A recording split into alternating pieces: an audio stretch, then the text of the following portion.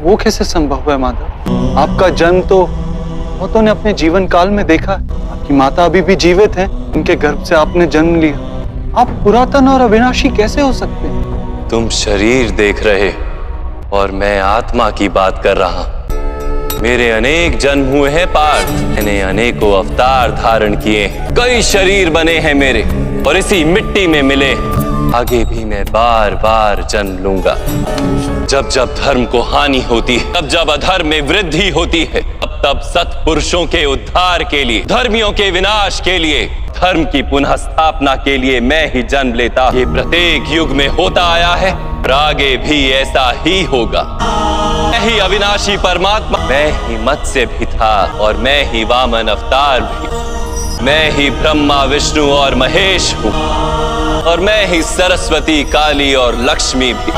मैं ना पुरुष हूँ ना स्त्री हूँ, मैं ज्ञान सृष्टि चैतन्य और पर ब्रह्म हूँ। मैं सब कुछ हूँ और मैं कुछ भी नहीं। अब प्रत्येक युग में हुआ है भी ऐसा ही होता रहेगा। समर्पण क्या है माता? समर्पण मन की ऐसी स्थिति का नाम जब मनुष्य अपने सारे संकल्पों का त्याग कर देता है, स्वयं से किसी प्रकार के निर्णय अथवा प्रण भी नहीं लेता। वास्तव में समर्पण का अर्थ होता है अपने आप को, ज्ञान को, इच्छा को, आशा को, अपनी भावनाओं को किसी को अर्पण कर देना। ऐसे समर्पण को भक्ति कहते हैं। मनुष्य जिसके प्रति समर्पित होता है उसी के रूप में ढलने लगता है। उसके मन में कोई संदेह, कोई प्रश्न जन्म नहीं लेता।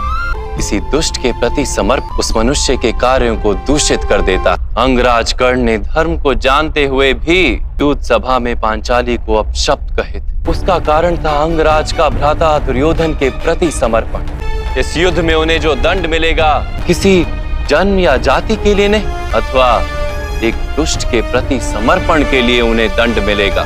समर्पण उत्तम के प्रति होना आवश्यक है। पति भक्ति, पुत्र भक्ति, ऐसी अनेक भक्तियां होती हैं पार्थ। से श्रेष्ठ भक्ति तो परमात्मा की भक्ति होती। सांख्य योग के कारण शिष्य स्वयं को आत्मा के रूप में जानता है। कर्म योग से वो जीवन के बंधनों से छूट जाता है और भक्ति के कारण मनुष्य को परमात्मा के वास्तविक रूप का ज्ञान होता है।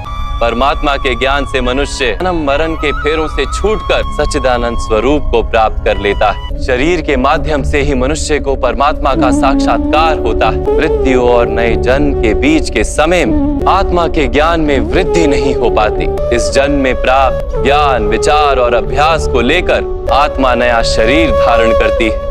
आत्मा की प्रगति और अधोगति शरीर में रहकर ही संभव है।